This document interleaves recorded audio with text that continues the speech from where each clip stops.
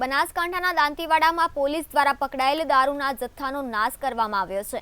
2019 થી 2023 સુધી અલગ અલગ ગુનામાં પકડાયેલ વિદેશી દારૂનો નાશ કરાયો છે। ત્યારે વિદેશી દારૂની 26,629 પકડાયેલી બોટલો પર બુલડોઝર ફેરવવામાં આવ્યું છે, જેમાં 48 લાખ કરતાં વધુની પકડાયેલ વિદેશી દારૂની બોટલ પર બુલડોઝર ફેરવી નાશ કરવામાં આવી હતી।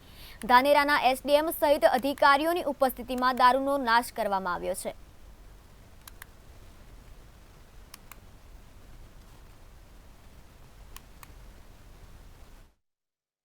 પ્રાંતની અંદર દાંતીવાડા પોલીસ સ્ટેશનની અંદર 2019 થી લઈને 2023 સુધીના અલગ અલગ 107 ગુનાઓમાં આશરે વિદેશી દારૂની 26,600 જેટલી બોટલો અને અંદાજિત કિંમત 48,90,000ની કિંમતનો વિદેશી દારૂ નાશનો પ્રોગ્રામ અગાઉથી નક્કી કરેલ તારીખ મુજબ અને માનનીય ન્યાયાલયના હુકમ મુજબ અને ગૃહ વિભાગની ગાઈડલાઇન્સ મુજબ આજે આ કાર્યક્રમ યોજવામાં આવેલો હતો અને તમામ દારૂનો નાશ ગાઈડલાઇન્સ પ્રમાણે કરવામાં આવેલ છે।